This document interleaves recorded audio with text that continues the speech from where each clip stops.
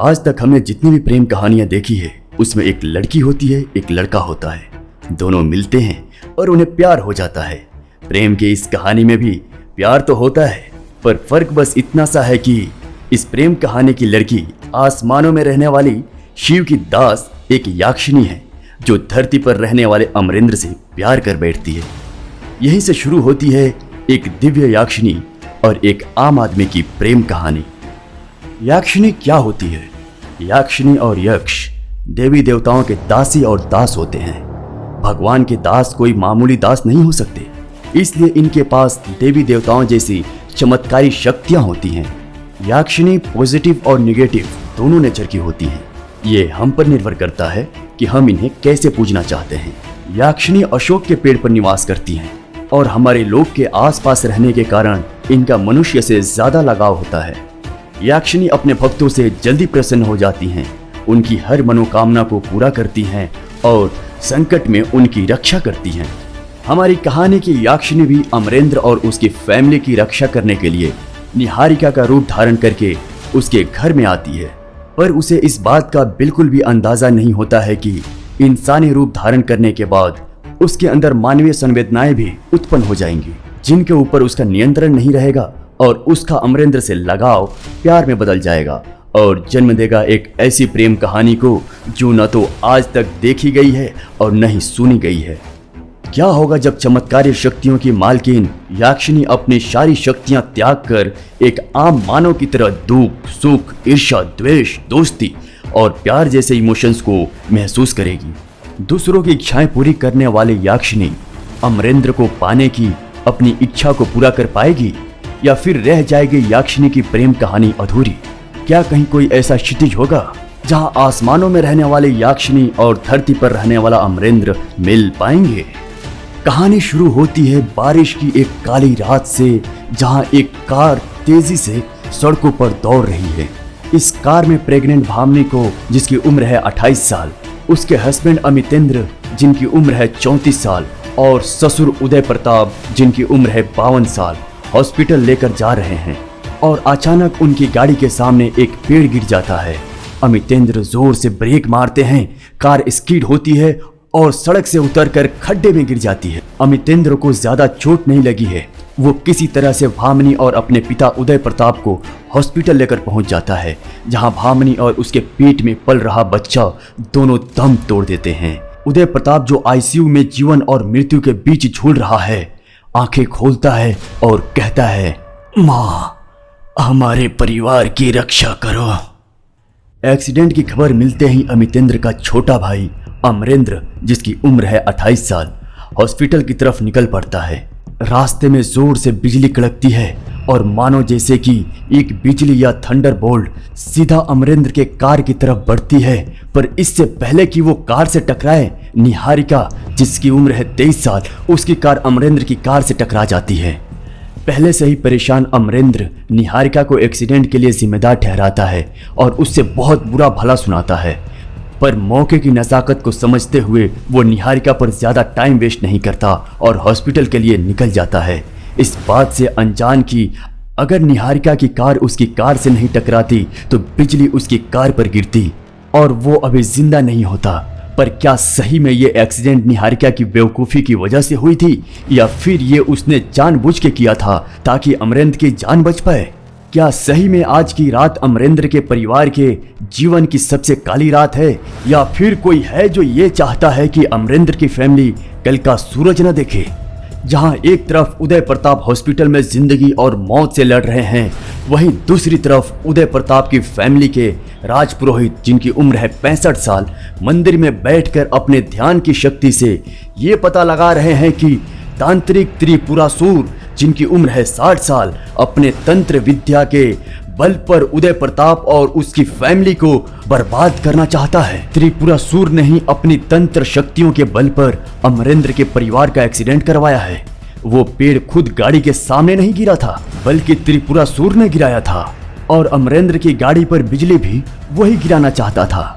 राजपुरोहित जी, जो ऑलरेडी मंदिर में माँ दुर्गा की आराधना में विलीन थे, उसने उदय प्रताप के परिवार को बचाने की गुहार लगाई और शायद इसीलिए निहारिका और अमरेंद्र का एक्सीडेंट हुआ और वो जिंदा हैं। हम आगे क्लियर करेंगे कि क्या निहारिका माँ दुर्गा की भेजी हुई एक याक्षिणी है जो अमरेंद्र की फैमिली को बचाने के लिए आई थी, या फिर वो एक आम लड़की है। हर बदले के पीछे एक धोखा होता है और हर धोखे की एक वजह होती है। कौन है जो उदय प्रताप से बदला लेना चाहता है और क्यों? उसके बदले की वजह को जानने के लिए हमें समय में थोड़ा पीछे जाना होगा। अखंड प्रताप जी, जिनकी उम्र है 72 साल, अपने नगर के जाने माने रईस हैं जो एक राजा जैसी जिंदगी जीते हैं। इनके पास जमीन जायदाद की कोई कमी नहीं है, कारोबार भी बहुत अच्छा चल रहा है। अखंड प्रताप जी अब बूढ़े हो चुके हैं, इसलिए वो अपनी जिम्मेदारी से मुक्त होना चाहते हैं। लेकिन उनका बड़ा बेटा अभय प्रताप, जिसकी उम्र है 55 साल, उनका उत्तराधिकारी बनने का योग्य नहीं है। बचपन से उसे लगा कि उसके हिस्से का प्यार, मान सम्मान और सफलता उसे न मिलकर उसके छोटे भाई उदय प्रताप को मिली। ये बात उसके दिल में घर कर गई है और वो अपने ही छोटे भाई से नफरत करता है। अखंड प्रताप जी को पता था कि अभय में परिवार को एक साथ लेकर चलने की क्षमता नहीं है और इसीलिए वो परिवार की सारी जिम्मेदारी अपने छोटे बेटे उदय प्रताप को सौंप देते हैं। अभय प्रताप के दिल में ये बात फूंक की तरह घुस जाती है, जिसे वो आज तक निकाल नहीं पाया है। उनकी वाइफ राजनंदिनी, जिनकी उम्र है 50 साल, उसको और भड़काती रहती है, जिसके कारण अभय प्रताप अपने भाई को अपना सबसे बड़ा दुश्मन समझने लगता है। उदय प्रताप अपने पिता के आदेश के अनुसार सारा कामकाज संभालने लगता है। उसके मन में अपने बड़े भाई अभय प्रताप के लिए कोई बुरा विचार नहीं है और वो आज भी उसकी रिस्पेक्ट करता है। अभय प्रताप के 2 बच्चे हैं, एक लड़का अजय प्रताप जिसकी उम्र है 34 साल और एक लड़की रत्ना प्रताप जिसकी उम्र है 25 साल। अजय प्रताप की वाइफ रोहिणी, जिसकी उम्र है 31 साल, वो भी इस बात को लेकर दुखी है कि हमारे परिवार को अपना उचित हक नहीं मिला। वो भामिनी को सच्चा प्यार तो दिखाती थी, पर मन ही मन उसके बारे में बुरा सोचती थी। अभय प्रताप की बेटी रत्ना एक प्रोग्रेसिव ख्यालों की लड़की है जो अपनी जिंदगी अपने हिसाब से जीना चाहती है। वो सुरेंद्र नाम के एक लड़के से प्यार करती है और ये बात उसके पिता अभय प्रताप को बिल्कुल पसंद नहीं है, जिसके कारण रत्ना और उसके परिवार में मतभेद चल रहा है। उदय प्रताप के 2 बेटे हैं, बड़ा बेटा अमितेंद्र प्रताप और छोटा अमरेंद्र प्रताप। अमितेंद्र की शादी को 1 साल ही हुआ है और उसकी वाइफ भामिनी प्रेग्नेंट है। छोटा बेटा अमरेंद्र अभी कुंवारा है। उदय प्रताप की वाइफ दर्शना प्रताप बहुत पहले ही एक दुर्घटना में गुजर चुकी हैं। इस कहानी में 2 महत्वपूर्ण किरदार और भी हैं, राजपुरोहित जी और त्रिपुरासुर। राजपुरोहित जी उदय प्रताप की फैमिली के कुल पुरोहित हैं। वो एक धार्मिक नेचर के ब्रह्मज्ञानी इंसान हैं जिन्हें कई सारी सिद्धियां प्राप्त है, पर वो अपनी शक्तियों का कभी बखान नहीं करते। वो भगवान शिव के परम उपासक हैं और इन पर भगवान की असीम कृपा है। त्रिपुरासुर एक तांत्रिक है। त्रिपुरासुर के पास भी बहुत सारी शक्तियां हैं और वो इसका इस्तेमाल अपने स्वार्थ के लिए करने से नहीं चूकता। उसके मन में राजपुरोहित के लिए बहुत नफरत है, क्योंकि राजपुरोहित को पूरा समाज बहुत सम्मान देता है। इन दोनों के बीच देवताओं के गुरु बृहस्पति और असुरों के गुरु शुक्राचार्य जैसी दुश्मनी चल रही है। अभय प्रताप के अंदर अपने छोटे भाई उदय प्रताप को लेकर इतनी नफरत हो गई है कि वो बस उसका वंश खत्म कर देना चाहते हैं और इसके लिए वो तंत्र विद्या का सहारा लेना चाहते हैं। यही मनोकामना लेकर वो त्रिपुरासुर के पास जाता है। अभय प्रताप की तरह त्रिपुरासुर भी हीन भावना से ग्रस्त है। वो भी राजपुरोहित को हराना चाहता है। दोनों के मकसद एक दूसरे से मेल खाते हैं। ये दोनों मिलकर उदय प्रताप और उसके वंश को खत्म करने की सारी योजना बनाते हैं। अब हमें वापस प्रेजेंट में आना होगा। आज अभय प्रताप की प्लानिंग एक हद तक कामयाब हो गई है। वो त्रिपुरासुर के साथ मिलकर भामिनी और उसके बच्चे को मारने में कामयाब हो गया है। उदय प्रताप की फैमिली गम में डूबी हुई है, लेकिन अभय प्रताप खुशियां मना रहा है। राजपुरोहित को अपने ब्रह्म ज्ञान से पता लगता है कि उदय प्रताप की फैमिली को कोई राक्षसी शक्ति परेशान कर रही है। उदय प्रताप की फैमिली को बचाने के लिए वो माँ दुर्गा की उपासना करते हैं। उनकी पूजा उपासना से खुश होकर माँ दुर्गा एक याक्षिणी को बुलाती हैं और उसे आदेश देती हैं कि वो उदय प्रताप के घर जाकर उनके वंश की रक्षा करे और उसे आगे बढ़ाएं। यहाँ याक्षिणी एक आवेदन करती है कि वो किसकी पत्नी बनेगी, इसका निर्णय करने का हक उसे मिले। जी हाँ, यही सुंदर याक्षिणी निहारिका बनकर अमरेंद्र को बिजली से बचाती है और कुछ दिनों बाद राजपुरोहित के साथ उदय प्रताप के घर आती है। राजपुरोहित उदय प्रताप से बोलते हैं कि निहारिका उनके एक मित्र की लड़की है जो अब अनाथ हो गई है। वो उदय प्रताप से निहारिका को उनके घर में शरण देने का आग्रह करते हैं। वो उदय प्रताप से कहते हैं कि निहारिका उनके घर में रहकर पूरे परिवार की सेवा करेगी और बदले में निहारिका का भी जीवन सरल हो जाएगा। उदय प्रताप राजपुरोहित के आग्रह को आदेश मानकर स्वीकार करते हैं और अभय प्रताप के मना करने के बाद भी निहारिका को अपने घर में रख लेते हैं। निहारिका के घर में आने से घर का माहौल थोड़ा संवरने लगता है। निहारिका गम में डूबे उदय प्रताप और उसकी फैमिली के चेहरे पर मुस्कान लाने की कोशिश करती रहती है, जो अभय प्रताप और उसकी फैमिली को बिल्कुल पसंद नहीं है। अंदर ही अंदर उदय प्रताप को एक चिंता खोए जा रही है। भामिनी की मौत के बाद पूरे नगर में ये अफवाह फैल गई है कि उदय प्रताप का परिवार शापित है और जो भी लड़की उसके घर में बहू बनकर जाएगी उसकी मृत्यु हो जाएगी। इसी डर से कोई भी अपनी बेटी की शादी उदय प्रताप के बेटों से नहीं कराना चाहता है। उदय प्रताप को चिंता है कि अब उसका वंश कैसे आगे बढ़ेगा। उदय प्रताप ये नहीं जानता कि ये अफवाह और किसी ने नहीं बल्कि उसी के भाई अभय प्रताप ने फैलाई है। जहां एक तरफ अभय प्रताप, उसकी पत्नी राजनंदिनी, उनका बेटा अजय प्रताप और उसकी पत्नी रोहिणी उदय प्रताप और उसकी फैमिली को बर्बाद करने की साजिश रचते रहते हैं, वहीं दूसरी तरफ एक घर में साथ साथ रहने से निहारिका और अमरेंद्र के बीच नज़दीकियां बढ़ने लगती है। निहारिका जो एक याक्षिणी है समझ नहीं पा रही है कि उसके साथ क्या हो रहा है, क्योंकि वो अमरेंद्र की तरफ आकर्षित हो रही है। वो जानती है कि वो एक मकसद से अमरेंद्र के घर में आई है और वो पूरा होते ही उसे वापस लौट जाना है, पर फिर भी वो अमरेंद्र की तरफ मोहित होने लगती है। धीरे धीरे उसे ये बात समझ आती है कि मानव शरीर धारण करने की वजह से वो मानवीय संवेदनाओं को महसूस कर पा रही है और अब ये संवेदनाएं उस पर हावी हो रही हैं। अब वो इन संवेदनाओं से बचती नहीं है।